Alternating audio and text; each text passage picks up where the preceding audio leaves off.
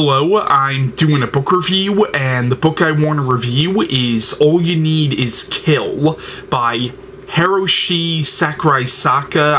I'm sure I butchered his name. I know I at least butchered his last name, but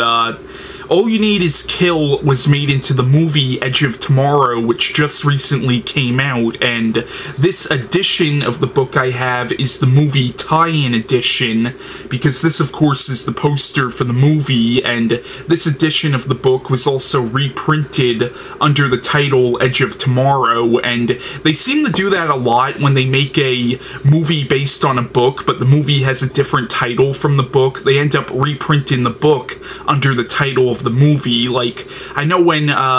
Blade Runner came out, they started reprinting copies of Do Androids Dream of Electric Sheep under the title Blade Runner, and they seem to have done the same thing with this book. Now, All You Need Is Kill is a Japanese novel, and it was originally published in Japan in 2004, but the English translation of the novel was published in 2009. Now, I've heard a couple of people refer to this book as basically a cross between Starship Troopers and Groundhog Day, and that's not entirely far from the truth, to be honest, but I like the way it's done, though, because the overall premise of the book, the idea of repeating the same day over and over again, of course has been done to death a million times before, but I've never really seen it done in an alien invasion type story before, so I thought that was what was unique about the book.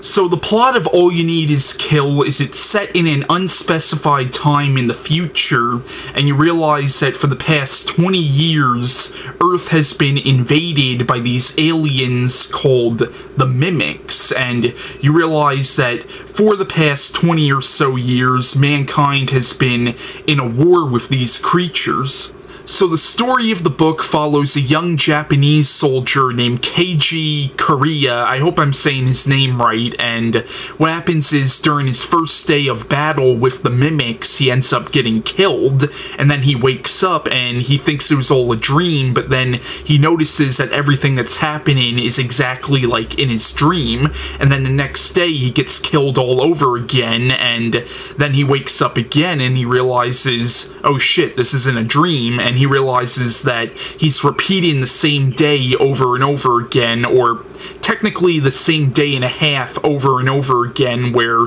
he gets killed in battle with these creatures, and what happens is he eventually meets a female soldier from America who goes by the nickname the Full Metal Bitch, and it turns out that she may actually know something about what's happening to him, but that's all I really want to say about that. So throughout the story, as Keiji keeps going through these time loops, he becomes more and more skilled at fighting these creatures, and he's trying to figure out how he gets out of this, or how he can get out of this time loop. But I would definitely recommend All You Need Is Kill. I thought it was a really good book. I mean, once again, it's not the most original premise in the world, but the way the book does it, like the way the book executes it, I thought was really interesting, and even though you've seen this premise done before a million times, I still have never seen this premise done before in an alien invasion story, so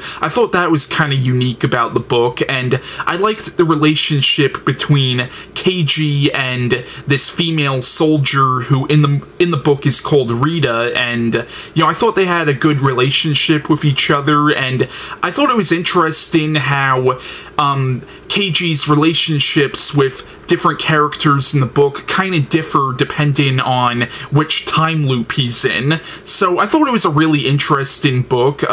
Once again, not the most original story in the world, but the way it was executed was really good. Now, I have not seen the movie Edge of Tomorrow yet, but I've been hearing some pretty good things about it.